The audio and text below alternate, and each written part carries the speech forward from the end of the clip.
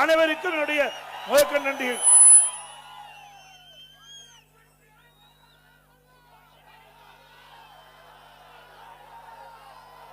இன்றைக்கு இந்த தொகுதியில் ஒருத்தர் எம்எல்ஏவா இருந்தார். நீங்க ஓட்டு போட்டு தேர்ந்தெடுக்கப்பட்டவர். ஆனா ஓட்டு வாங்குறதுக்கு உங்களை வந்து அணுகிறார். ஆனா ராஜினாமா பண்றதுக்கு கேட்டாரா? ஆனா அதை பத்தி கவலைப்படாதீங்க. அண்ணா திமுக ஆட்சி மலர்ந்தவுடனே கோபிச்செட்டிப்பாளையம் தொகுதி எடப்பாடி தொகுதிக்கு மேல வளரும். தமிழகத்திலே முதன்மையான தொகுதியாக கோபிச்செட்டிப்பாளையம் தொகுதி வருவதற்கு அனைத்து நடவடிக்கை எடுக்கப்படும். உங்களுக்கு நன்றாக தெரியும், இந்த கோபிச்செட்டிப்பாளையம் சட்டமன்ற தொகுதி விவசாய பிரிவு மக்கள் நிறைந்த தொகுதி. விவசாயிகள், விவசாய தொழிலாளர்கள் இரண்டு கண் போல் இருக்கின்ற தொகுதி இந்த கோபிச்செட்டிப்பாளையம் சட்டமன்ற தொகுதி. இந்த தொகுதியில் இருக்கிற விவசாயிகள் வளம் பெற வேண்டும் என்பதற்காக, விவசாய தொழிலாளிக்கு நிரந்தர வேலை கிடைக்க வேண்டும் என்பதற்காக நீண்ட காலமாக ஈரோடு மாவட்டம், திருப்பூர் மாவட்டம், கோவை மாவட்ட விவசாய பிரிவு மக்கள் பல ஆண்டுகளாக சுமார் 50 ஆண்டு காலம் போராடி வந்தார்கள். அந்த போராட்டத்துக்கு தீர்வு காண்கின்ற விதமாக அனைத்து இந்திய அண்ணா திராவிட முன்னேற்ற கழக அரசுகின்ற பொழுது நான் முதலமைச்சர் இருந்த காலகட்டத்தில் 50 ஆண்டு கால கோரிக்கையை உங்களுடைய கனவு திட்டமான அத்திக்கடவு அவனாசி திட்டத்தை நான் கொண்டு வந்து நிறைவேற்றிக் கொடுத்தேன். இந்த கோபி சட்டமன்ற தொகுதியில் மட்டும் இந்த திட்டத்தின் மூலமாக 30% பயன்பெறுகின்றார்கள் விவசாயிகள், விவசாய தொழிலாளிகள். அற்புதமான திட்டம். சுமார் 1652 கோடி முழுக்க முழுக்க மாநில நிதியில் இருந்து இந்த திட்டத்தை செயல்படுவதற்கு அறிவிக்கப்பட்டு யாருடைய உதவியும் நான் கேட்கவில்லை. இப்பொழுதற்கு ஸ்டாலினை போல மத்திய அரசில் இருந்து நிதி கொடுத்தால் தான் திட்டத்தை நிறைவேற்றுவேன் என்று நான் பார்க்கவில்லை. இருக்கின்ற நிதி, மாநிலத்தில் இருக்கின்ற நிதி, விவசாயிகளுடைய பிரச்சனை, விவசாய தொழிலாளர்களுடைய பிரச்சனை, நீண்ட காலமாக போராடி வருகின்ற அந்த மக்களுக்கு தீர்வு காண்கின்ற விதமாக, அவருடைய கனவு பலிக்கின்ற விதமாக அனைத்து இந்திய அண்ணா திராவிட முன்னேற்ற கழக ஆட்சியிலே அத்திக்கடவு அவனாசி திட்டத்திற்கு நானே நேரடியாக வந்து அவனாசியில் அடிக்கல் நாட்டிலே அந்த திட்டம் வேகமாக துரிதமாக நடைபெற்றுக் கொண்டிருந்தது. கொரோனா காலம், ஒரு வருடம் அந்த பணிகள் செயல்பட முடியாத ஒரு சூழ்நிலை ஏற்பட்டு விட்டது. இல்லாவிட்டால் அண்ணா திமுக ஆட்சி இருக்கின்ற பொழுது அந்த அத்திக்கடவு அவனாசி திட்டம் நிறைவேற்றப்பட்டு உங்களுடைய ஆதரவோடு, உங்களுடைய ஆசையோடு நானே நேரடியாக வந்து திறந்து வைத்திருப்பேன். ஆனால் கொரோனா காலம் ஒரு ஆண்டு இருந்த காரணத்தினாலே காலதாமதம் ஏற்பட்டது. 80% பணிகள் அத்திக்கடவு அவனாசி திட்ட பணிகள் நிறைவேற்றப்பட்டன. நான் நேரடி பார்வை, நான் முதலமைச்சராக இருந்தேன், நானே பொதுப்பணித்துறை அமைச்சராகவும் பொறுப்பேற்றிருந்தேன். ஆகவே அந்த திட்டம் நேரடி என் கண்காணிப்பில் இருந்து வேகமாக துரிதமாக நடைபெற்று வந்தது. 80% பணிகள் நிறைவேற்றப்பட்டது அண்ணா திமுக ஆட்சியிலே. எஞ்சியது 20% பணி, அதை 3 ஆண்டு காலம் கிடப்பிலே போட்ட அரசாங்கம் திரு ஸ்டாலின் மாடல் அரசாங்கம். விவசாயிகளை பற்றி கவலை இல்லை, இந்த மக்களை பற்றி கவலை இல்லை, விவசாய தொழிலாளி பற்றி கவலை இல்லை. நிச்சயமாக இந்த அரசுக்கு இந்த திட்டம் முடக்கப்பட வேண்டும் என்று எண்ணினார்கள். இருந்தாலும் இந்த திட்டம் முடக்கப்பட்டால் இந்த மக்களுடைய எதிர்ப்பு கிடைத்துவிடும் என்ற ஒரே காரணத்திற்காக ஆமை வேகத்தில் அந்த திட்டத்தை மெல்ல மெல்ல பணியாற்றி கொண்டிருந்தார்கள். ஒரு வேளையாக திட்டம் முழுமையாக நிறைவேற்றவிட்டாலும் நிறைவேற்றப்பட்டதாக இங்கே இருக்கின்ற இப்போது இருக்கின்ற முதலமைச்சர் திறந்து வைத்திருக்கின்றார். நம்முடைய நாம் பெற்றெடுத்த பிள்ளைக்கு பேர் வைத்தது ஸ்டாலின். நம்முடைய குழந்தை, நம்முடைய அரசாங்கம் கொண்டு வந்த திட்டம். அப்படி அற்புதமான திட்டத்தை நிறைவேற்றப்பட்ட அரசாங்கம் தான் அண்ணா திமுக அரசாங்கம். அப்படி ஒரு திட்டத்தை கொண்டு வந்து இன்றைக்கு பல ஆண்டு காலமாக இருந்த பிரச்சனைக்கு தீர்வு கண்ட அரசு அண்ணா திமுக அரசு. அப்படி நிறைவேற்றப்பட்டு தான் நான் உங்கள் முன் வந்து நிற்கின்றேன். 2 நாளைக்கு முந்தி 26ஆம் தேதி 27ஆம் தேதி என்று நினைக்கின்றேன், இப்பொழுது முதலமைச்சர் ஸ்டாலின் வந்தார். என்ன திட்டத்தை கொண்டு வந்தாரா? எத்தனை திட்டத்தை நான் இந்த கோபிச்செட்டிப்பாளையம் தொகுதிக்கு கொண்டு வந்து நிறைவேற்றிக்கிறோம். பொன்மனச்சம்பல் புரட்சி தலைவர் காலத்திலும் சரி, இதே புரட்சி தலைவர் அம்மா காலத்திலும் சரி, நான் முதலமைச்சர் காலத்திலும் சரி, மக்கள் என்னென்ன கோரிக்கை வைத்தார்களோ அந்த கோரிக்கையெல்லாம் ஏற்று ஒவ்வொரு திட்டமாக நாங்கள் செயல்படுத்தி கொடுத்தோம். அத்திக்கடை அமலாசி திட்டத்தை செய்து கொடுத்தோம். கலைக்கல்லூரி இங்கே கட்டி கொடுத்தோம். இங்கே கோபிச்செட்டிப்பாளையத்திலிருந்து ஈரோடு வரை அற்புதமான 4 வழிச்சாலை கொடுத்திருக்கின்றேன். இங்கே கோபிச்செட்டிப்பாளையத்திலிருந்து சத்தியமங்கலம் வரை அற்புதமான சாலை. அதே போல சத்தியமங்கலத்திலிருந்து நம்முடைய மேட்டுப்பாளையம் வரை 4 வழிச்சாலைக்கு மத்திய அரசிடமிருந்து அனுமதி பெற்றிருந்தோம். இந்த திட்டத்தை நிறைவேற்றாமல் முடக்கி வைத்திருக்கின்ற அரசு திமுக அரசு.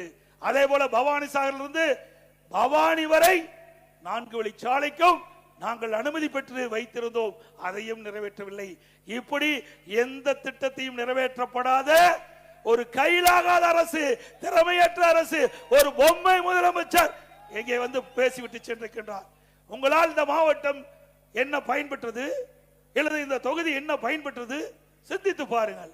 எவ்வளவு திட்டத்தை அண்ணா திமுக ஆட்சியிலே இந்த மக்களுக்கு தந்திருக்கின்றோம் என்பதை நாம் எண்ணி பார்க்க வேண்டும்.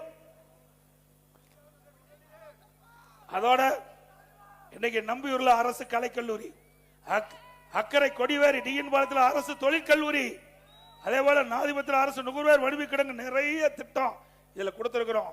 இங்க இருக்கின்ற கால்வாய்கள்லாம் கான்கிரீட் கால்வாய்களாக மாற்றி கொடுவதற்கு நான் முதலமைச்சர் காலத்தில் திட்டத்தை தீட்டி நடைமுறைப்படுத்தினேன். நானும் ஒரு விவசாயி என்ற காரணத்தினாலே இந்த திட்டத்தை நான் கொடுத்தேன். நேற்றைய தினம் பேசுகிறார் ஸ்டாலின். நேற்றைக்கு முன்தினம் ஸ்டாலின் பேசுகிறார். எடப்பாடி பழனிசாமி தன்னை விவசாயி என்று சொல்லுகிறார். விவசாயி என்று சொல்ல மட்டுமல்ல, விவசாயி என்ற பச்சை துரோகி என்று சொல்லி இருக்கிறார். ஸ்டாலின் அவர்களே, விவசாயத்தை பற்றி உங்களுக்கு என்ன தெரியும்? வேணா நீங்க வாங்க, நானுங்க வரேன். ஒரு விவசாயத்தில் இருக்கின்ற பயிர்கள் எல்லாம் வைக்கலாம், என்ன பயிர்னு சொல்லிட்டா நான் ஒத்துக்கிறேன். என்ன பயிர்னு தெரியாது, என்ன தானியமும் தெரியாது. அப்படிப்பட்ட முதலமைச்சர் என்னை பற்றி பச்சை துரோகி விவசாயி என்று சொல்கிறார். ஏங்க, இன்றைக்கும் நான் விவசாயம் தான் செய்து கொண்டிருக்கின்றேன், வேளாண் பணி தான் செய்து கொண்டிருக்கிறேன். ஸ்டாலின் அவர்களே, உங்களை போல சேலத்துக்கு வந்து அந்த சேசன் சாவடி பகுதியில் நமக்கு நாமே திட்டம், அந்த திட்டத்தில் ஸ்டாலின் வருகிறார். சேலம் மாவட்டத்திற்கு வந்து கரும்பு தோட்டத்தில் கான்கிரீட் தோட்டம் போட்டு கரும்பு தோட்டத்தை பார்வையிட்டார். இப்படிப்பட்ட விவசாயம் எங்காச்சும் பார்த்திருக்கீங்களா? அண்மையில் டெல்டா மாவட்டம் கனமழை, எல்லா வயல்களிலும் நீர் நிரம்பி அந்த நெற்பயிர்கள் எல்லாம் நீரிலே அழுகி விவசாயிகள் பாதிக்கப்பட்டான். ஓடி வந்து டெல்டா மாவட்டத்தில் நான் பார்வையிட்டேன். ஆளுங்கட்சி என்று பார்க்கவில்லை, எதிர்கட்சி இருந்தாலும் விவசாயிகளுக்கு தேவையான உதவிகளை செய்ய வேண்டும் என்ற அடிப்படையில் அண்ணா திமுக, ஆளுங்கட்சியா இருந்தாலும் எதிர்கட்சியாலும் மக்களுடைய பிரச்சனை வருகின்ற பொழுது ஓடோடி மக்களுக்கு உதவி செய்கின்ற கட்சி அண்ணா திமுக கட்சி. அந்த அடிப்படையில் டெல்டா மாவட்டம் போனேன். ஆனா இங்க இருக்கின்ற முதலமைச்சர் திரைப்படம் பார்க்க போறார். திரைப்படம் பார்க்க 3 மணி நேரம் செலவழிக்கிறார். ஓட்டு போட்ட மக்கள், ஓட்டு போட்ட விவசாயிகள், ஓட்டு போட்ட விவசாயி தொழிலாளி அதை பார்ப்பதற்கு நேரம் இல்ல. அங்க தலைமைச் செயலகத்தில் ஒரு ட்ரேல அந்த அழுகி போன பயிரெல்லாம் வைத்து முதலமைச்சர் காட்டுறாங்க. இவரா முதலமைச்சர்? இவரா நாட்டு மக்களை பார்க்கிறாரு? இவரா விவசாயினுடைய உதவி செய்யக்கூடிய முதலமைச்சர்? இந்தியன் திருநாட்டிலேயே இப்படிப்பட்ட முதலமைச்சர் எங்கேயுமே பார்க்கல. எங்கேயாவது ட்ரெயின்ல வச்சு பார்க்கிற நிலை இருந்திருக்குதா? சொல்லுங்க, உண்டா? விவசாயிகள் தன் வியர்வையை, ரத்தத்தை வியர்வையா சிந்தி மண்ணிலே உதிர்த்து பணியாற்றக்கூடிய விவசாயி. அப்படிப்பட்ட விவசாயி அந்த நெற்பயிர்கள் எல்லாம் கனமழையில் அந்த தண்ணீரில் மிதந்து கொண்டிருக்கின்றது. அதை கூட பார்க்க மனமில்லாத முதலமைச்சர் இன்றைய முதலமைச்சர். இவரா நாட்டு மக்களுக்கு நன்மை செய்ய போறார்? சிந்திச்சு பாருங்க. இதே அனைத்து இந்திய அண்ணா திராவிட முன்னேற்ற கழக அரசுகின்ற பொழுது டெல்டா மாவட்டம் ஒவ்வொரு முறை பாதிக்கின்ற பொழுதும் ஓடோடி பார்த்து அந்த விவசாயிகளுக்கு அணுகி அவளுக்கு என்ன தேவை, ஒரே ஆண்டில் 2 முறை விவசாயிகள் பெருங்குடி மக்களுக்கு நிவாரணம் அளித்த ஒரே அரசாங்கம் அண்ணா திமுக அரசாங்கம். இயற்கை சீற்றம் மழை வந்தாலும் சரி, புயல் வந்தாலும் சரி, விவசாயிகள் பாதிக்கப்படுகின்ற பொழுதெல்லாம் ஓடோடி விவசாயிகளுக்கு உதவி செய்த ஒரே அரசாங்கம் அதிமுக அரசாங்கம். விவசாயிகளுக்கு பயிர் காப்பீட்டு திட்டத்தில் இந்தியாவிலேயே விவசாயிகளுக்கு அதிகமா இழப்பீடு தொகை பெற்று தந்த ஒரே அரசாங்கம் அதிமுக அரசாங்கம்.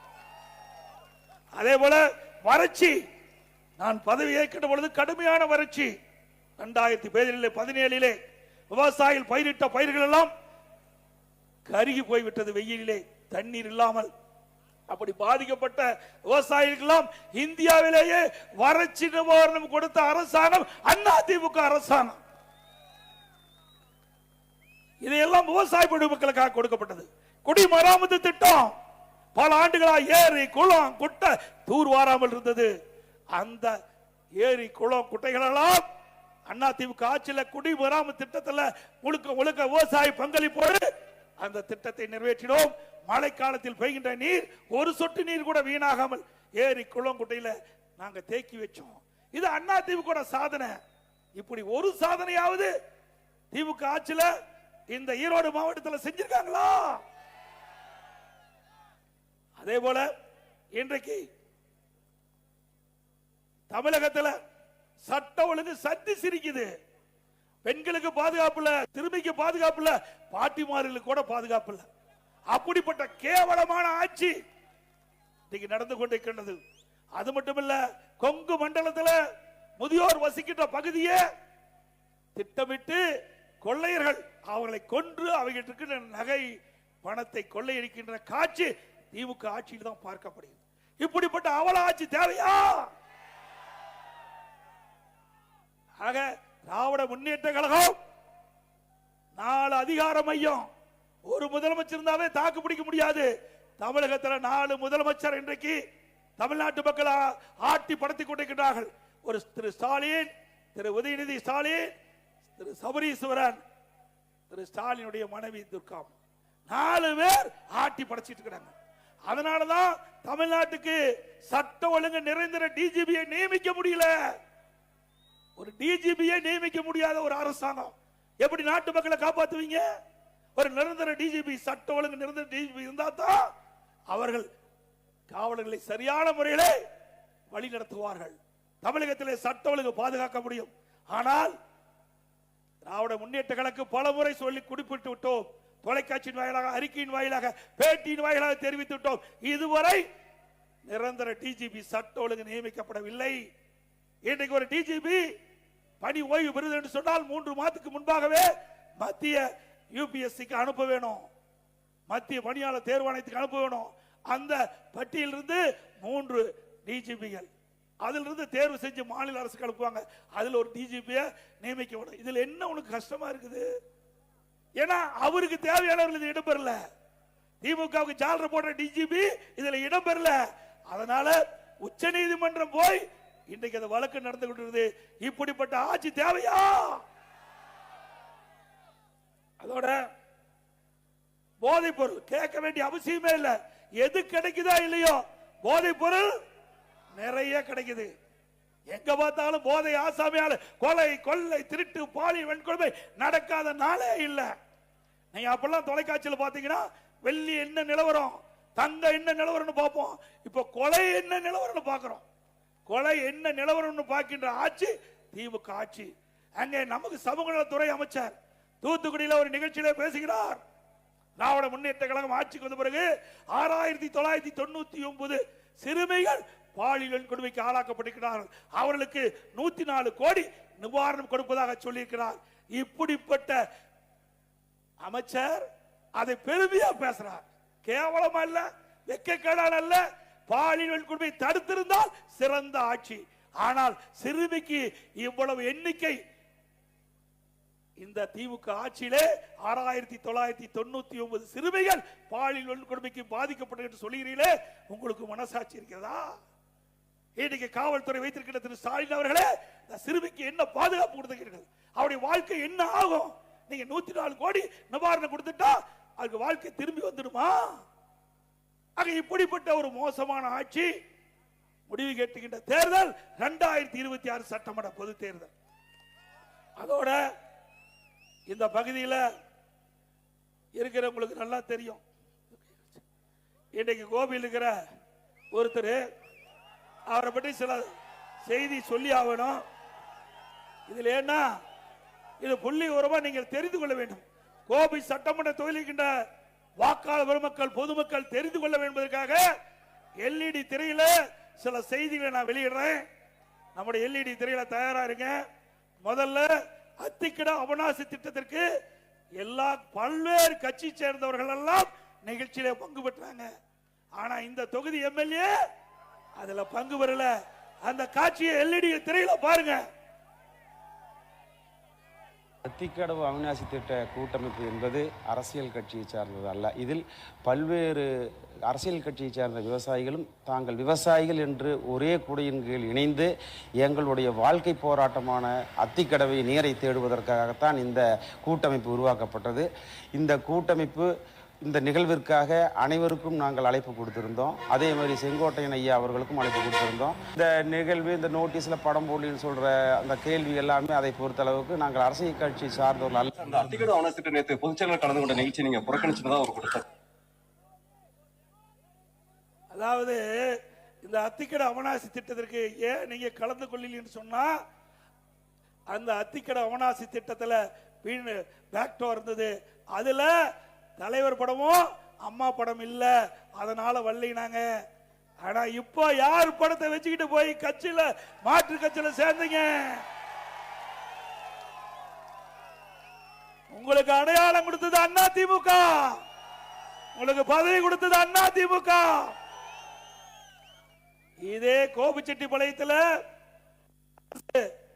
பள்ளி நிகழ்ச்சி, அந்த அரசு பள்ளி நிகழ்ச்சியில அம்மா படமும் இல்ல, தலைவர் படம் இல்ல, அதுல விலையில்லா சைக்கிள் கொடுக்கின்ற காட்சி திரையாளர்களை அந்த எல்இடி திரையில பாருங்க. திரு கருணாநிதி படம், திரு ஸ்டாலின் படம் தான் இருக்குது. அப்பவே பிடிஎம் வேலையை ஆரம்பிச்சுட்டார். இது பாருங்க, இது சைக்கிள் கொடுக்கிற அந்த குழந்தைகள் அமர்ந்திருக்கின்ற காட்சி. திரு ஸ்டாலின் படம் தான் இருக்குது. அம்மா படமும் தலைவர் படமும் எங்கே இருக்கின்றது? திரு பார்த்தீங்கல்ல? ஆக வேண்டுமென்றே திட்டமிட்டு அந்த பல்வேறு கட்சி தலைவர்கள், அதிமுக மட்டும் இல்ல, பல்வேறு அரசியல் கட்சி தலைவர்கள், பல விவசாய சங்க தலைவர்கள், அனைத்து இந்திய அண்ணா திராவிட முன்னேற்ற கழக ஆட்சியில் தான் நாங்கள் 50 ஆண்டு காலம் போராடி வந்த அத்திக்கட அவிநாசி திட்டத்தை நிறைவேற்றி தந்தீர்கள். அதனால் அதிமுகவுக்கு பாராட்டு விழா நடத்துகிறோம் என்று அவிநாசியிலே பாராட்டு விழா நடத்தினார்கள். அந்த கூட்டத்தை புறக்கணித்தவர் தான் இந்த தொகுதியினுடைய முன்னாள், இப்போ எம்எல்ஏ இல்ல, முன்னாள் எம்எல்ஏ.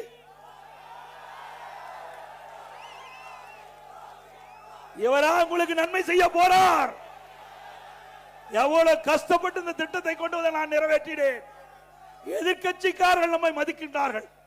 நம்ம கட்சியிலிருந்து தேர்ந்தெடுக்கப்பட்ட ஒருவர் நம்முடைய பொதுச் செயலாளர் கலக்கின்ற அந்த கூட்டத்தில் கூட கலந்து கொள்ளவில்லை என்றால் இந்த மக்கள் மீது அக்கறை கொண்டவரா?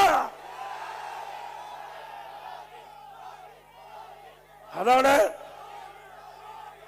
இன்னொன்னு, அண்மையில ஒரு மாசத்துக்கு மீதி நினைக்கிறேன், அவர் நான் மனம் திறந்து பேட்டி கொடுப்பார். கட்சி கட்டுப்பாட்டை மீறி ஏற்கனவே வேறொரு இயக்கத்தினுடைய முக்கிய பிரமுகர்களை சந்திச்சார். அதே தவறு, அதையும் நாங்கள் கண்டுகொள்ளவில்லை. அத்திக்கட அவிநாசி திட்டத்திலே பங்கு பெறவில்லை, அதையும் நாங்கள் கண்டுகொள்ளாமல் தான் இருந்தோம். அவருக்கும் உண்டான மரியாதையை நாங்கள் கொடுத்தோம். ஆனால் அவர் திருந்தல்வாடி அல்ல. அதற்கு மாறாக நான் மனம் திறந்து பேசுகிறேன் என்று சொல்லி இங்கே கோபிச்செட்டிப்பாளையத்திலே ஒரு பேட்டி கொடுக்கிறார். அந்த பேட்டியிலே அவர் சொன்ன செய்தி அங்க எல்இடி திரைக்காட்சியில பாருங்க. 10 நாள் என்னுடைய கருத்தை பிரதிபலித்திருக்கிறேன். இதற்கு ஒரு காலக்கெடு வைத்திருக்கிறேன். ஆக கெடு விதித்திருக்கிறார். 10 நாள்ல எடப்பாடி பழனிசாமி இந்த இணைப்பை முன்னிறுத்தல் என்றால் நானே முன்னிருந்து நிறுத்துவேன் என்று தலைமைக்கு எச்சரிக்கை கொடுக்கின்றார். அப்படிப்பட்டவரை நாங்கள் எப்படி இயக்கத்திலே தொடர முடியும்? அப்படிப்பட்டவரை எப்படி இயக்கத்திலே தொடர்வதற்கு தலைமை அனுமதிக்கும் என்பதை எண்ணிப்பார்கள். மூத்த தலைமை கழக நிர்வாகிகளோடு கலந்து ஆலோசித்து தலைமைக்கு எதிராக பொது வெளியிலே பேட்டி கொடுத்ததுனால அவர் பதவியை விடுவித்தோம். அப்பொழுதாவது திருந்துவார் என்று பார்த்தோம். அப்பொழுதும் திருந்தபாடி அல்ல. பிறகு மரியாதைக்குரிய தேசிய தலைவராக விளங்கிய பசும்பொன் ஐயா முத்துராமலிங்க தேவர் நினைவிடத்திற்கு போனாங்க. அங்க போகும்போது அனைத்து இந்திய அண்ணா திராவிட முன்னேற்ற கழக அடிப்படை உறுப்பினர் நீக்கப்பட்டவரோடு எந்த தொடர்பு வைத்துக் கொள்ளக்கூடாது என்று பொதுக்குழுவில் நிறைவேற்றப்பட்டு தீர்மானிக்கப்பட்டிருக்குது. அப்படி பொதுக்குழுவால் அடிப்படை உறுப்பினர் நீக்கப்பட்டவர்கள் அவரோடு எந்த உறுப்பினரும் எந்த கட்சி நிர்வாகிகளும் தொண்டரும் அவளோடு தொடர்பு வைத்துக் கொள்ளக்கூடாது என்று பொதுக்குழு தீர்மானம் நிறைவேற்றப்பட்டிருக்குது. அப்படி இருக்கின்ற பொழுது அந்த பொதுக்குழு தீர்மானத்திற்கு எதிராக அவர் நீக்கப்பட்டவரோடு அந்த நினைவிடத்துக்கு செல்கிறார். பிறகு வேறு என்ன செய்ய முடியும்? தலைமை கழக மூத்த நிர்வாகிகள் அழைத்து பேசி அவர் இனி இந்த இயக்கத்தில் தொடர்வதற்கு லாக்கற்றவர். அதனால அவர் அடிப்படை உறுப்பினர் நீக்கி இருக்கிறோம். ஏதோ எடுத்தோம் கவித்தோம் அல்ல. ஆனால் அவர் வேண்டுமென்றே திட்டமிட்டு கிட்டத்தட்ட 2-3 ஆண்டு காலமாக இயக்கத்துக்குள் இருந்து இயக்கத்திற்கு எதிராக செயல்பட்டவர், இயக்கத்துக்கு துரோகம் விளைவித்தவர். அதனாலதான் அவர் இன்றைக்கு அந்த அதிமுக நீக்கப்பட்டிருக்கின்றார். அது மட்டுமல்ல, இன்னொரு செய்தி, இந்த நீக்கப்பட்டவர் திரு வைத்தியலிங்கம், திரு OPS எங்க கோபிச்செட்டிப்பாளையத்தில் வந்து அவர் ஒரு கூட்டத்தை போடுறாங்க. அந்த கூட்டத்தில் திரு வைத்தியலிங்கம் அவர்கள் பேசுறார். அந்த காட்சியும் இந்த LED திரையரங்குல பாருங்க. சீனியர் நான் மதிக்கக்கூடியவர் இப்படி தப்பித்தனமாக நடந்து கொண்டாரே, ஒரு தகுதியே இல்லாமல் உங்களை ஏமாற்றி கோபிச்செட்டிப்பாளையத்திலே வெற்றி பெற்றுக் கொண்டு வந்தார். இப்படி அவர்களே பேசிட்டாங்க. யாரு? இவர் ஒவ்வொரு முறையும் சட்டமன்றத்தில் இவர்களை எல்லாம் அழைத்து அங்க இருக்கின்ற கேண்டீனுக்கு அழைச்சிட்டு போய் இந்த ஆட்சியை ஏதாவது தொந்தரவு கொடுக்க வேண்டும் என்று திட்டமிட்டு அவர்களை விஷமத்தனமாக அவர்களை வெளியேற்றிட்டு இவர் வந்தார். இப்பொழுது என்ன ஆச்சு?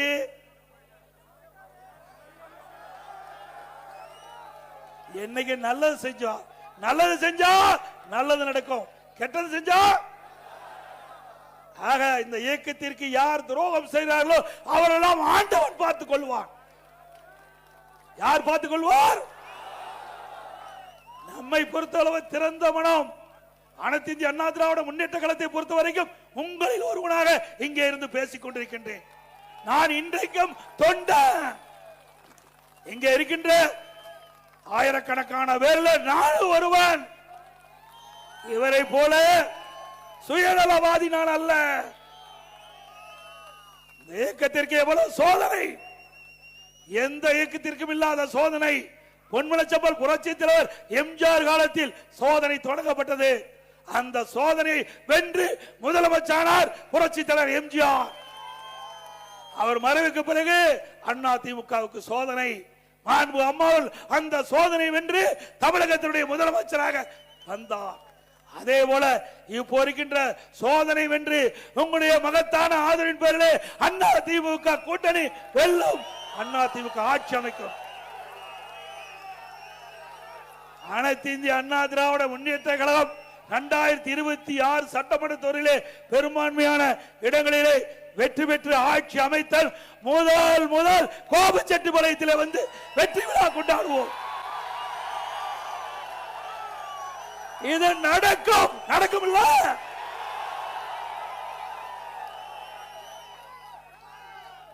இப்போ மாற்று கட்சிக்கு போயிருக்கிறார். எங்கிருந்தாலும் வாழ்க. ஆனா போனவர் சும்மா இருந்தா பரவாயில்ல, தூய்மையான ஆட்சி கொடுப்புன்னு சொல்றார். அப்ப பொன்மனச்சம்பல் புரட்சி தலைவர் எம்ஜிஆர் இருக்கின்ற பொழுதும் சரி, மாண்பு அம்மா இருக்கின்ற பொழுது நீங்க அமைச்சரா இருந்தீங்க, நான் முதலமைச்சர் இருந்த பொழுதும் என்னுடைய அமைச்சரவையில் அமைச்சரா இருந்தீங்க. அப்பெல்லாம் தூய்மையான ஆட்சி நான் கொடுக்கலையா? நல்ல ஆட்சி கொடுக்கலையா? ஆக வேண்டும் என்று திட்டமிட்டு துண்ட மாத்தினா அவருடைய கருத்து மாறி போச்சு. ஆக நீங்க எந்த கொம்பனாலும் அண்ணா திமுகவை வீழ்த்த முடியாது. இந்த எடப்பாடி பழனிசாமி ஒருவர் இல்ல, 2 கோடி அண்ணா திமுக தொண்டர் இருக்கின்றார். இந்த எடப்பாடி பழனிசாமி இல்ல, இங்க இருக்கிற யாராவது பொதுச் செயலாளர் வருவாங்க. அண்ணா திமுக ஜனநாயகம் உள்ள கட்சி. இது ஒருவரை நம்பி இருப்ப கட்சி இல்ல, பல்லாயிரக்கணக்கான தொண்டரை நம்பி இருக்கின்ற கட்சி. எத்தனை திரு ஸ்டாலின் அவர்கள் எத்தனை முறை நம்முடைய வீழ்த்தறதுக்கு முயற்சி செஞ்சார், அத்தனை முறையும் முறியடித்த ஒரே கட்சி அண்ணா திமுக கட்சி. சிந்திச்சு பாருங்க. முதல்ல நான் முதலமைச்சர் பொறுப்பேற்று சட்டமன்றத்தில் பெரும்பான்மை நிரூபிக்கின்ற பொழுது திரு ஸ்டாலின் எதிரே எவ்வளவு அட்டுழியம் பண்ணாங்க. சட்டமன்ற மாமன்றத்தில் சபாநாயகரை எடுத்து கீழே தள்ளி எங்க டேபிள்லாம் ஏறி டான்ஸ் ஆடினாங்க. அப்படிப்பட்ட காலகட்டத்தில் கூட துணிச்சலோடு இருந்து முறியடித்து நம்பிக்கையில்லா தீர்மானம் கொண்டு வந்தாங்க. நம்பிக்கை கோரும் தீர்மானத்தை நாங்கள் வெற்றி பெற்றோம். அப்ப ஆரம்பிச்சீங்க அண்ணா திமுக ஆட்சியை வீழ்த்துவதற்கு 4 ஆண்டு காலம் கடுமையான முயற்சி பண்ண முடியல.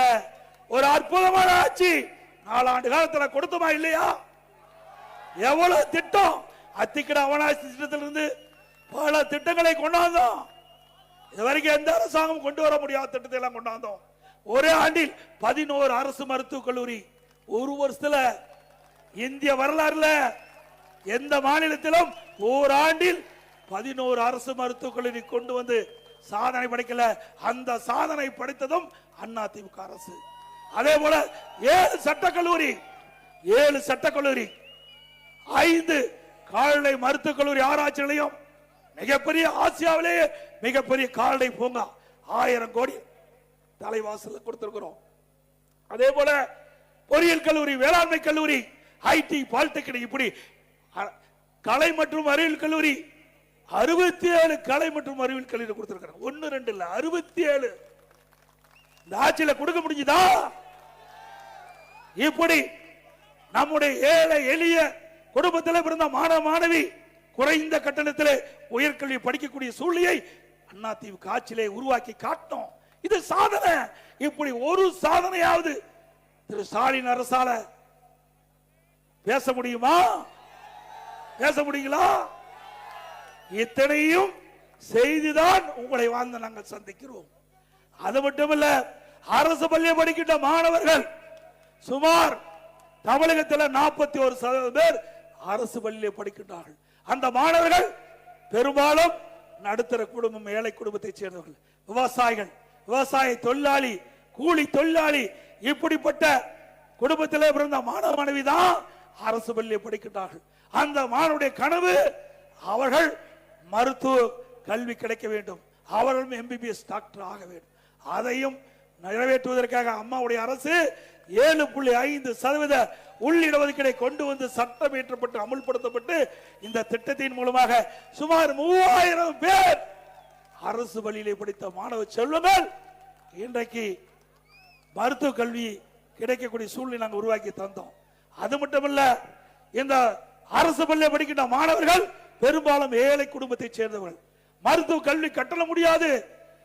இந்த இடஒதுக்கீட்டிலே அவர்கள் தேர்வு செய்யப்பட்டாலும் அவர்கள் அந்த மருத்துவ கல்வி பயில முடியாத சூழ்நிலை.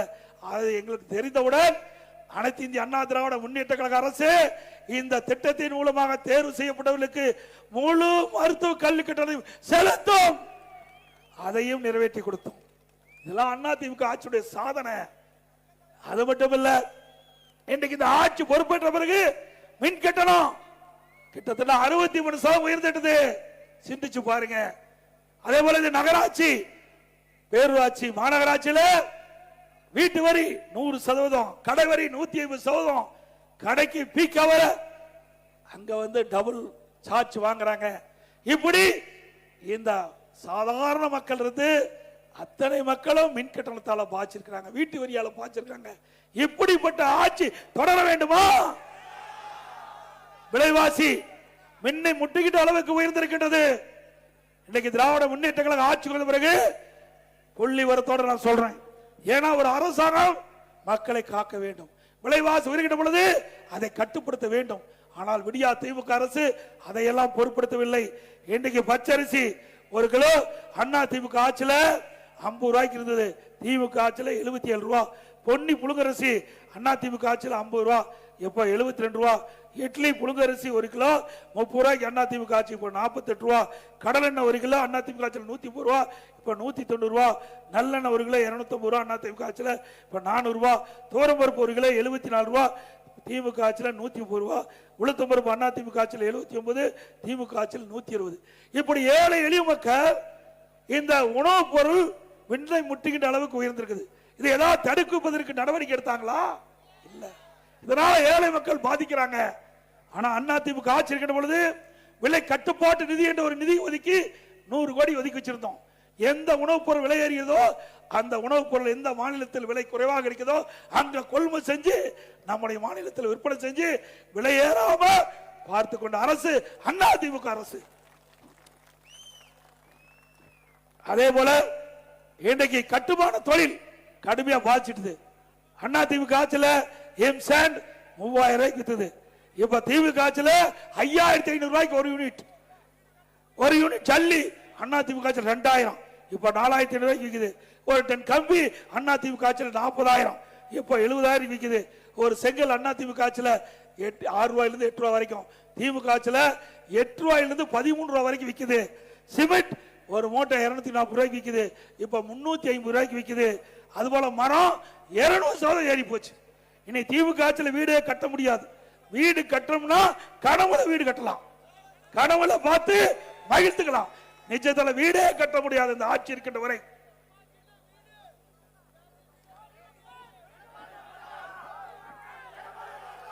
அதே போல டாஸ்மாக் உங்களுக்கு நல்லா தெரியும். டாஸ்மாக்ல 10 ரூபா யாரு நல்லா தெரிஞ்சு வச்சிருக்கீங்க. செந்தில் பாலாஜி நம்ம ஆறு கடைக்கு போகாதீங்க. திமுக அதிகமா கடைக்கு போகிறாங்க. அவன் மனம் தான் மேல போயிட்டு இருக்குது. ஒரு பாட்டிலுக்கு 10 ரூபா அவர்கள் கூடுதலா அந்த டாஸ்மாக் கடையில் வாங்கினாங்க. ஒரு நாளைக்கு 1.5 கோடி பாட்டில் விற்குது டாஸ்மாக் கடையில். அப்படின்னா மேலிடத்துக்கு ஒரு நாளைக்கு கிட்டத்தட்ட 15 கோடி போகுது. மாசத்துக்கு 450 கோடி, வருஷத்துக்கு 5400 கோடி போயிருக்குது. 4 வருஷத்துல 4.5 ஆண்டுல சுமார் 22,000 கோடி டாஸ்மாக்ல இருந்து மட்டும் இந்த 10 ரூபா வசூல் பண்ணி மேலிடத்துக்கு போயிருக்குது. இப்படிப்பட்ட ஊழல் அரசு தொடர வேண்டுமா? அண்ணா திமுக ஆட்சிக்கு வந்த பிறகு இதையெல்லாம் விசாரிக்கப்பட்டு இதில் யார் யார் தவறு செய்தார்களோ அவர் மீதெல்லாம் கடுமையான நடவடிக்கை எடுக்கப்படும். அதே போல நீங்க நகர்ப்புற வளர்ச்சி துறையில அங்க பணியாளர் நியமிப்பதில் 800 கோடி ஊழல். அது இன்னும் கொஞ்ச நாள்ல போறாங்க. பாதி மந்திரி உள்ள இருப்பாங்க. தேர்தல் நேரத்தில் கவலைப்பட வேண்டியதே இல்லை. நாமெல்லாம் ஃப்ரீயா போய் ஓட்டு கேட்கலாம். ஏன்னா எங்க யாரா இருப்பாங்களோ அங்கங்க இருப்பாங்க. ஆனா எதிரியே இல்லாம போயிருவாங்க. அது எந்தெந்த கட்சியில எங்க போவாங்கன்னு தெரியாது. ஆனா பத்திரமா போய் இருக்கிற இடத்துல இருப்பாங்க. இன்றைக்கு மதுரையில் பாத்தீங்கன்னா அங்க திமுக மேயர் 200 கோடி வரி வருவாயில் மட்டும் ஊழல். எந்த அரசாங்கம்? திமுக அரசாங்கம். யாருக்குன்னா திமுக மேயர் மதுரையில். இந்த அரசாங்கமே கண்டுபிடிச்சிருக்குது 200 கோடி ஊழல்னு. அந்த வரி எதுக்கு போட்டாங்க? ஆட்டுக்கு, மாட்டுக்கு, பன்னிக்கு, எல்லாத்துக்கும் வரி. பன்னிக்கு போட்ட வரியில் கூட ஊழல் செய்யற ஒரே அரசாங்கம் திமுக அரசு. எவ்வளவு கொடுமை! அதே போல திண்டுக்கல்ல ஊழல் அந்த மாநகராட்சியில. அது மட்டுமல்ல அங்க பங்கு பிரிப்புல காஞ்சிபுரத்தில் பிரச்சனை, கோயம்புத்தூர்ல பிரச்சனை, திருநெல்வேலியில் பிரச்சனை. இப்படி இருக்கிற மேயர் எல்லாம் மாறி மாறி வந்திருக்கிறாங்க. அதோட எல்லாத்துக்கும் வரி போட்டாங்க, வரி போடாதே இல்லை. அதே போல அண்மையில் இன்னைக்கு அப்பொழுது நிதித்துறை அமைச்சராக இருந்தார் பழனிவேல் தியாகராஜன் ஒருத்தர். எல்லா வலைதளத்திலையும் பார்த்திருப்பீங்க. அப்போ ஒரு கருத்து சொன்னார். அந்த கருத்துல 30,000 கோடி திரு சபரீஷ் அவர்களும் திரு உதயநிதி அவர்களும் வைத்துக் கொண்டு என்ன செய்வதென்று தெரியாமல் தடுமாறி கொண்டிருக்கிறார் என்று ஒரு பைனான்ஸ் மினிஸ்டர், நிதி அமைச்சர் சொல்றார். இதுவரைக்கும் பதிலே இல்லை.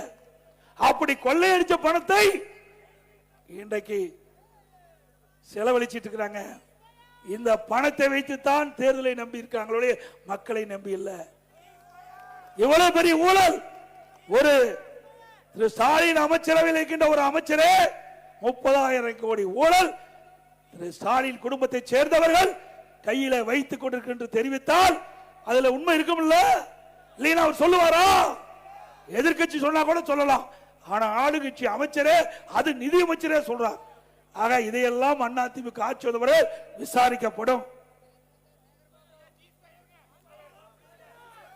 அதோட அண்மையில திரு ஸ்டாலின் வெளிநாடு போனார். அந்த வெளிநாடு போகின்ற பொழுது ஸ்டாலின் அவர்கள் பேட்டி கொடுத்தார். அப்போ திராவிட முன்னேற்ற கழகம் ஆட்சிக்கு வந்த பிறகு 922 புரிந்துணர்வு ஒப்பந்தங்கள் போடப்பட்டது. அதுல 10,60,000 கோடி தொழில் முதலீடு ஈர்க்கப்பட்டது. அதுல சுமார் 77% புரிந்துணர்வு ஒப்பந்தங்கள் நிறைவேற்றப்பட்டது சொன்னார். அது மட்டுமல்ல, இப்படி இந்த தொழில் 922 புரிந்துணர்வு ஒப்பந்தங்கள் நிறைவேறுகின்ற பொழுது சுமார் 30 லட்சம் பேருக்கு வேலை கிடைப்பதா சொன்னாங்க. ஸ்டாலின் பேட்டியின் போது 77% புரிந்துணர்வு ஒப்பந்தம் நிறைவேற்றப்பட்டது சொன்னா 25 லட்சம் பேருக்கு வேலை கிடைச்சிருக்கணும்.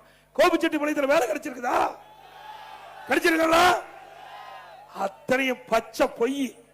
இங்க இருக்கிற இன்றைக்கு கொரியா நாட்டை சேர்ந்த ஹவாங்சங் நிறுவனம் ஆந்திராவுக்கு போயிட்டது. ஏன்னா எல்லாத்துக்கும் கமிஷன். கமிஷன் இல்லாம எந்த தொழிலுமே தமிழ்நாட்டுக்கு வராது. அத்தனையும் பொய் பிரச்சாரம். ஊடகத்தின் வாயிலாக, பத்திரிகையின் வாயிலாக வெளிப்படுத்துதான உண்மையை ஒழிய வேற எதுவும் உண்மை செய்தி கிடையாது. இதே அனைத்து இந்திய அண்ணா திராவிட முன்னேற்ற கழகம் இருக்கும்போது அம்மா தொழில் முதலீட்டு மாநாட்டை நடத்தினாங்க. அம்மாவுடைய அரசு 2010 தொழில் முதலீட்டு மாநாட்டு நடத்தினோம். லட்சக்கணக்கான பேருக்கு வேலைவாய்ப்பு உருவாக்கி தந்தோம். அது அண்ணா திமுக ஆட்சியுடைய சாதனை. ஆனா திமுக ஆட்சியில அத்தனையும் பொய் செய்தி. இதற்கு வெள்ளை அறிக்கை கேட்டா வெள்ளை பேப்பரை காட்டுறார், வெள்ளை அறிக்கை கேட்டா வெள்ளை பேப்பரை காட்டுகிறார். அதுதான் உண்மை. எதுவுமே இல்ல, வெள்ளை பேப்பரை காட்டுவதுதான் உண்மை. அதே போல ஸ்டாலின் பேப்பர் உங்களோட ஸ்டாலின் வீடு வீடா வந்திருப்பாங்க, உங்களுக்கு நல்லா தெரியும். இப்படி வீடு வீடா வந்து உங்களுக்கு என்ன குறை இருக்குது கேட்டிருப்பாங்க. இந்த நகரத்தில் பேரூராட்சியெல்லாம் கேட்டாங்களா? இதுல 13 துறை 54 பிரச்சனை தீர்த்து வைப்பாங்களாம். இது நடக்கிற காரியமா? எப்படி மக்களை ஏமாத்துறாரு பாருங்க. இதுவரைக்கும் மக்களை கண்டுக்கல. இப்பதான் உங்களோட ஸ்டாலின் வந்து மக்களை பார்க்கிறார். மக்களுக்கு ஏதோ பேசி கவர்ச்சிகரமா பேசி மக்களை ஏமாற்றி மக்களுடைய வாக்குகளை பெறுவதற்கு ஸ்டாலின் போடுகின்ற நாடகம் இது. நாங்க ஆட்சியில் இருக்கும் போது திரு ஸ்டாலின் எதிர்கட்சியா இருந்தார். அந்த காலகட்டத்தில் ஊரூரா போய் அங்க ஒரு திட்டு கண்டா பெட்ஷீட்டை போட்டு அமர்ந்து ஊர் மக்களை எல்லாம் அழைச்சு அவருக்கு முன்னாடி அமர வச்சு உங்களுக்கு என்ன பிரச்சனை இருக்குது அந்த பிரச்சனையெல்லாம் வெள்ளைத்தாளில் எழுதி நான் கொண்டு வந்திருக்கிற பெட்டியில போடுங்க. அந்த பெட்டியை பத்திரமா நான் வந்து பூட்டி சீல் வச்சு வீட்டுக்கு எடுத்துட்டு போய் வைக்கிறேன். திமுக ஆட்சிக்கு வந்த உடனே சீலை உடைச்சு பெட்டியை திறந்து உங்களுடைய மனுவை எடுத்து படிச்சு பார்த்து தீர்வு காணுங்கிறாங்க. அப்படின்னு எதுக்கு இப்பயே அதை வெளியிடுற? ஏற்கனவே மக்களுடைய பிரச்சனை உங்களுக்கு கொடுத்துட்டாங்கல்ல. ஊரூரா போய் நீங்க கலெக்ட் பண்ணி வாங்கிட்டு வந்த அந்த விண்ணப்பம் என்னாச்சு? அத்தனையும் பொய், அத்தனையும் நாடகம். அதோட ஓரணியில் தமிழ்நாடு வெக்க கேளானது. ஓரணியில் தமிழ்நாடு. இன்றைக்கு அண்ணா திமுக உறுப்பினர் சேர்த்தணும். யார் விருப்பப்படுறாங்களோ அவர்கள் போய் அந்த கட்சியில் சேருவாங்க. அது எல்லா கட்சியிலையும் அந்த உறுப்பினர் படிவத்தில் யார் விருப்பப்படுறாங்களோ அந்த கட்சியில உறுப்பினர் சேருவாங்க. ஆனா திமுக ஆட்சியில மக்களுடைய செல்வாக்கு இழந்துட்டாங்க, கட்சியினுடைய செல்வாக்கு இழந்துட்டாங்க. அதனால வீடு வீடா திமுக கட்சிக்கார கதவை தட்டி கெஞ்சி கூத்தாடி ஓரணியில் தமிழ்நாடு அங்க படிவம் கொண்டு வந்திருக்கேன், திமுக படிவம், இதுல கையெழுத்து போடுகின்ற கெஞ்சி கூத்தாடிய கேவலமான கட்சி திமுக கட்சி. மக்கள் செல்வாக்கு எழுந்துட்டீங்க, இன்னைக்கு கட்சிக்காரர் செல்வாக்கு எழுந்துட்டீங்க. அதனாலதான் இன்றைக்கு ஸ்டாலின் பதறுகிறார், அலறுகிறார். நீங்க பாத்தீங்கன்னா இந்த மாணவர் சமுதாயம் விஞ்ஞான கல்வி கிடைக்க வேண்டும் என்பதற்காக மாண்பு அம்மா இருக்கின்ற பொழுது நம்முடைய லேப்டாப் கொடுத்தோம். 52 லட்சம் மாணவ மாணவி கொடுத்தோம். 52 லட்சம் மாணவ மாணவி வாழ வைத்த கட்சி அண்ணா திமுக கட்சி, அண்ணா திமுக அரசாங்கம். திமுக அரசு கிடப்புல போட்டாங்க. 4 ஆண்டு காலம் போராடி வரோம், அதுக்கு பதிலே இல்ல. இன்றைக்கு அரசு பள்ளியில் படிக்கின்றவர்கள், அரசு உதவி பெறுகின்ற பள்ளியிலே படிக்கின்ற மாணவர்கள், ஏழை மாணவர்கள், அவர்களுக்கு விஞ்ஞான கல்வி கிடைக்க வேண்டும், திறமையான மாணவர்களாக உருவாக்க வேண்டும் என்பதற்காக இந்த திட்டத்தை அம்மா கொண்டு வந்தாங்க. அந்த திட்டத்தை இவர்கள் முடக்கி வச்சிருந்தாங்க. இப்போ தோல்வி பயம் வந்துட்டது. அதனால முதற்கட்டமாக 10 லட்சம் பேர்களுக்கு, அது +1 +2 கொடுக்கல, கல்லூரியிலே படிக்கின்ற மாணவர்கள் அவர் தானே ஓட்டு போட முடியும். அப்படி அவர்களை ஏமாற்றி வாக்குகளை பெறுவதற்கு சுமார் 10 லட்சம் லேப்டாப் கொடுப்பதாக இன்னைக்கு முயற்சி செஞ்சிட்டு இருக்காங்க. எவ்வளவு கொடுமை பாருங்க. இவர்கள் மக்களை பற்றி சிந்திக்கல, மாணவர்களை பற்றி சிந்திக்கல, மாணவர்களுடைய எதிர்காலத்தை பற்றி சிந்திக்கல. இவர்கள் வருகின்ற தேர்தலில் வெற்றி பெற வேண்டும், அதற்காக இப்படிப்பட்ட ஒரு நாடகத்தை அரங்கேற்றிக்கிட்டார்கள். அது மட்டுமல்ல, இன்றைக்கு எப்பொழுது பார்த்தாலும் சாரி சொல்லுகிறார், உரிமை தொகை கொடுத்தோம், உரிமை தொகை கொடுத்தோம் என்று. எப்படி கொடுத்தீங்க? அண்ணா திமுக பிரதான எதிர்க்கட்சி சட்டமன்றத்தில் தொடர்ந்து குரல் கொடுத்தோம். நீங்க தேர்தல் நேரத்தில் இந்த மகளிருக்கு, குடும்ப தலைவிக்கு 1000 ரூபாய் மாதந்தோறும் உரிமை தொகை கொடுப்பதாக வாக்குறுதி கொடுத்தீர்கள். அதை நம்பி நம்முடைய தாய்மார்கள் வாக்களித்து நீங்கள் வெற்றி பெற்று முதலமைச்சர் ஆக்கிறீர்கள். நீங்கள் கொடுக்கப்பட்ட வாக்குறுதி நிறைவேற்ற வேண்டும் என்று தொடர்ந்து சட்டமன்றத்தில் அழுத்தம் கொடுத்தோம். எங்களுடைய சட்டமன்ற உறுப்பினர் சட்டமன்றத்தில் அழுத்தம் கொடுத்தாங்க. அதோட அது மட்டுமல்ல, தொலைக்காட்சி வாயிலாக நாங்கள் பேட்டி கொடுத்தோம், அறிக்கை வாயிலாக பேட்டி கொடுத்தோம். வேற வழி இல்லாம 28 மாதம் கழிச்சு தான் அந்த உரிமை தொகை கொடுத்தாங்க. இப்போ மக்கள் செல்வாக்கு இழந்த காரணத்தினால இப்போ ஸ்டாலின் அறிவிச்சிருக்கார், மேலும் 30 லட்சம் பேர்களுக்கு விதியை தளர்த்தி கொடுப்பேன் என்று அறிவித்து கொடுத்திருக்காரு. இன்னும் 5 மாசம், 5 மாசத்துக்கு 5000 ரூபாய் கிடைக்கும். ஆக ஏற்கனவே 28 மாசம் போயிடுது முன்னாடி கொடுத்தவங்களுக்கு, இப்போ 55 மாசம் போயிடுது, மேலும் 5 மாசம் தான் இருக்குது. இது எதற்காக கொடுக்கறாங்க? அந்த குடும்ப தலைவி கஷ்டப்படுறான்னு கொடுக்கல, திமுக வெற்றி பெறுவதற்காக அவருடைய வாக்கு வேணும், அதற்காக கொடுக்கறாங்க. மக்கள் விழிப்போடு இருக்கிறாங்க. நீ என்ன செஞ்சாலும் அடுத்த முறை அண்ணா திமுக கூட்டணி வெற்றி பெறுவதற்கு அவர் வாக்களிப்பார்கள்.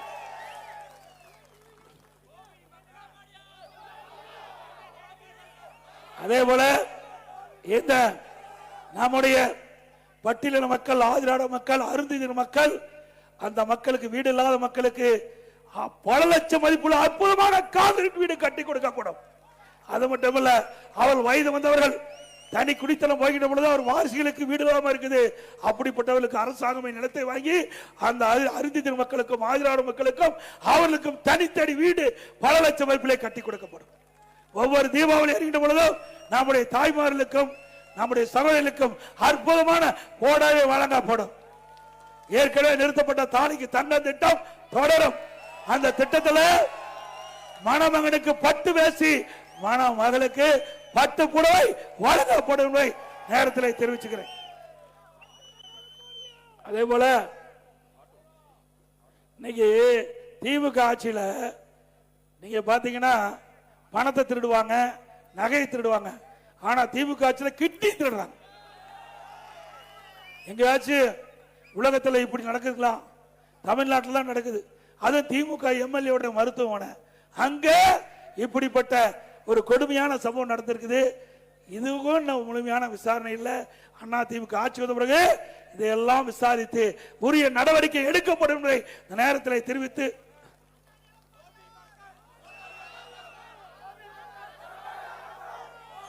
ரெண்டாயிரத்தி 26 சட்டமன்ற பொதுத் தேர்தலில் அனைத்து இந்திய அண்ணா திராவிட முன்னேற்ற கழக சார்பாக நம்முடைய கூட்டணி சார்பாக போட்டியிட்ட வேட்பாளருக்கு 2 லட்சத்தில் வாக்களித்து வெற்றி பெற செய்யுங்கள்.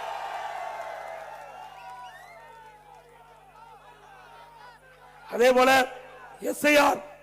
எஸ்ஐஆர் வாக்காளர் சிறப்பு தீவிர திருத்த பட்டியல், அந்த பட்டியல இன்றைக்கு அந்த பணி நடந்துகிட்டு இருக்குது. வருகின்ற கழக நிர்வாகிகள், பொதுமக்கள் இந்த எஸ்ஆர் பணியில முழுமையாக கலந்து கொண்டு உங்களுடைய பெயரை வாக்காளர் பட்டியலில் இடம்பெறுவதற்கு அந்த விண்ணப்ப படிவத்தை முழுமையாக பூர்த்தி செய்து சம்பந்தப்பட்ட அலுவலருக்கு ஒப்படைக்க வேண்டும் என்று அன்போடு இந்த நேரத்தில் கேட்டுக்கிறேன். அதுபோல கூட்டத்திற்கு வந்துள்ள கழக தொண்டர்கள், பொதுமக்கள் பத்திரமா வாகனத்தில் வீடு போய் சேர வேண்டும் என்று அன்போடு கேட்டு, மக்களை காப்போம், தமிழகத்தை மீட்போம், மக்களை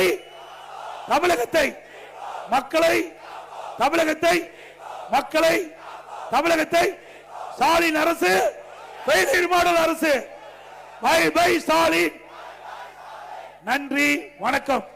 இந்த சிறப்பான கூட்டத்திற்கு ஏற்பாடு செய்த, அதற்காக பணியாற்றிய மாவட்ட கழக செயலாளர்களுக்கும், நகர செயலாளர், ஒன்றிய செயலாளர், பேரூர் செயலாளர், கழக நிர்வாகிகள் அத்தனை பேருக்கும், தொண்டர்களுக்கும், நிகழ்ச்சியிலே பங்கு பெற்ற பொதுமக்களும், கூட்டணி கட்சி சேர்ந்த தலைவர்கள், தொண்டர், நிர்வாகிகள், பத்திரிகை ஊடகங்கள் அத்தனை பேருக்கும் நன்றி தெரிவிப்பதோடு இந்த பகுதிக்கு, இந்த ஈரோடு புறநகர் மேற்கு மாவட்டத்திற்கு மாவட்ட அலுவலகம் திறப்பதற்கு அறிவிச்சார் திரு வேலுமணி அவர்கள் இங்கே வந்து நேரடியாக வந்து திறந்து வைத்து மாவட்ட அலுவலகம் உங்களுக்காக செயல்படும் என்பதையும் நேரத்தில் தெரிவித்து விடைபெறுகின்றேன்.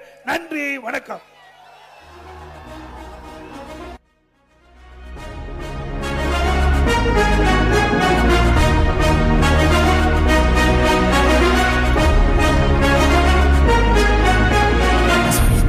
நாயகன், சாமானிய நாயகன், தமிழக தாய மீட்க உறுதி கொண்ட ஒரு மகன். அடித்தட்ட பார்த்தவன், அரியணையும் பார்த்தவன், புரட்சி தலைவி வழி புலியனவே நடந்தவன்.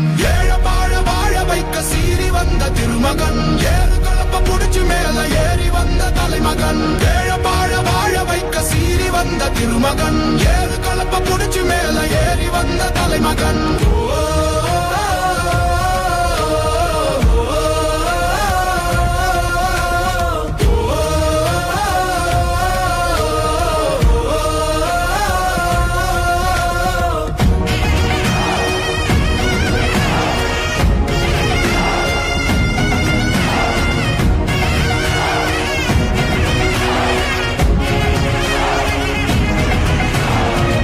தமிழர் எழுச்சி பயணம் புயலா உருவாச்சே, பல வருஷம் கழிச்சு நினைச்ச கனவு நிஜமா நடந்தாச்சே. புரட்சி தமிழர் எழுச்சி பயணம் புயலா உருவாச்சே, நம்ம சேரும் போது வெற்றி வந்து விழுந்தாச்சே. மக்களை காப்போம், தமிழகத்தை மீட்போம், மக்களை காப்போம், தமிழகத்தை மீட்போம், மக்களை காப்போம், தமிழகத்தை மீட்போம், மக்களை காப்போம், தமிழகத்தை மீட்போம்.